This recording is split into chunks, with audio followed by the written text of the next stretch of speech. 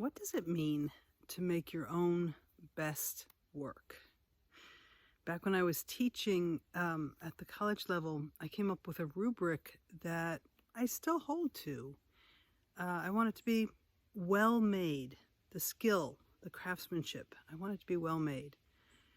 Design, I want it to be compelling, visually compelling for me, but compelling sonically. I don't know how you say that for other mediums, but that it grabs you in poetry and whatever. The third one is concept. And that's the hardest one because you want it to be honest and meaningful, like have some substance to it. And that comes out of a process. It's not something that you decide ahead of time. It's something that emerges through the process of making it, at least in the way I think about it. The concept, the making it really honest, really meaningful. How do you get to that is the hard part, because there are so many voices in us, especially if you're a well-trained artist, that all your teachers, all the ideas of what makes good work impose on yourself, right? And it makes it hard to hear what's true for you. What's true for you? What is the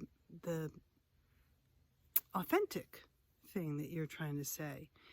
And I have to say, it's not that we as artists are so individual that we don't have any influences. We do. We are social creatures.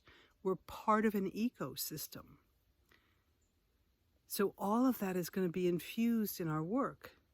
But if you think about it as a tree, yourself as an artist as a tree, it's like the earth is all this compost of all of what's happening in the world and all that's happening in your life. And it's the nutrients of that and the ideas of that and the juice of that gets drawn up into your roots and through your trunk and then out your branches and into your fruit.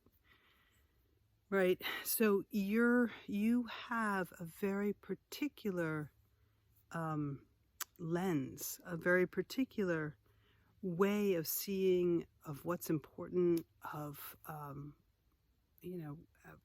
how you articulate, not just articulate, how you process what it is that you are experiencing in the world. And when you provide your fruit, your artwork, it is very specific to who you are, but it is engaged with all of what you've lived. So how do you do that without letting the internal judge squash it before it comes out?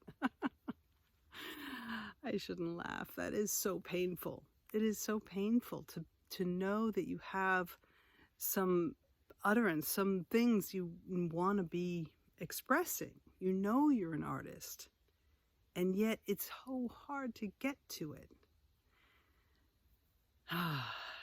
Alexis DeVoe is a poet that I had the luxury of hearing when I was in college, and I asked her who her favorite poet is, and she said the most radical thing to me. She said herself, and she said, everybody, all artists should have your own self is your favorite artist. She said it more eloquently than that, but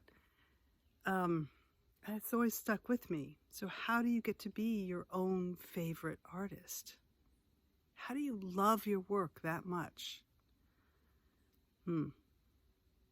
It's a challenge, and I suggest that it's about accessing without judgment first, and then refining, falling in love with it, and using your own judgment as places of decision. Val Gilman, Taproot Arts and Insight. I hope that you can tap into your own truth, your own best work, and get it out in the world, because we need it. We definitely need it. All right, like it, subscribe, send it on, comment. All of those things are very helpful. Thank you so much, and I look forward to talking to you again.